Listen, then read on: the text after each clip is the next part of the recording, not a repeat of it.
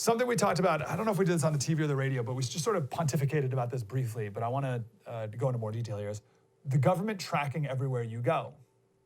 I believe that's going to come because I think it has to come. Unfortunately, and I hate this to the core of my being, Google currently knows everywhere you've ever gone.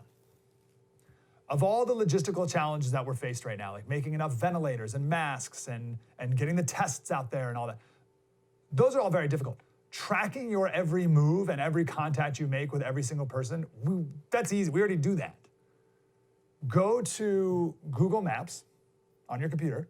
In the upper left-hand corner, there's 3 little lines like the menu button. Click the menu button, scroll down, and click My Timeline.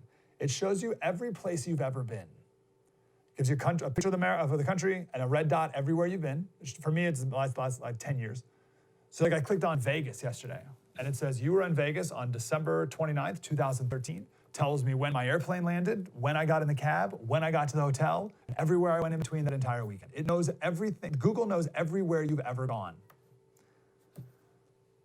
Asian countries are already doing it. Singapore and China in particular are already doing this. Singapore has a website, and they'll tell you every single person without their name. They'll just say like case 93. They'll tell you where they work, where they live, where they've been, when they got first infected, when they got symptoms, every single thing about the person they have available for everyone publicly in Singapore. This is a woman who's traveling around China. Here's what she has to say about how she checks into different places she's going.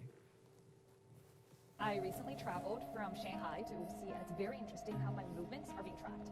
When I landed at Wuxi railway station, I couldn't exit the station unless I showed them where I've been for the past 14 days. So I had to give consent to my telecom operator to access my location for the past 2 weeks. When I got on the taxi, I also had to scan a WeChat mini program that linked my ID with a specific vehicle that I rode in. They're not only checking movements via trains and taxis, but also other public transportations like subways and buses.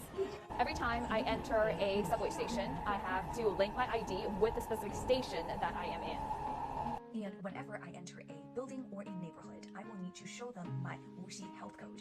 A green Wuxi health code means that I can move freely within the city. You okay with that?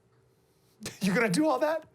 Every time on my radio show we've ever talked about self-driving cars, people are like, oh, I don't want the government tracking me where I go, right? People are so, in America, so vehemently against the government knowing A, your medical data and your health status, and B, everywhere you move. But like, that's what we're hearing, like that's what it's gonna take for us to get back to normal? What? And you know, once they do find a vaccine, you know that system's not going anywhere. It's not like they're gonna be like, oh, okay, everybody, we're not gonna follow your every movement anymore. Jeez. That's the best I've heard, and I hate it. Slater Crusaders, thanks for watching the first on YouTube. If you want more, like, subscribe, we got plenty.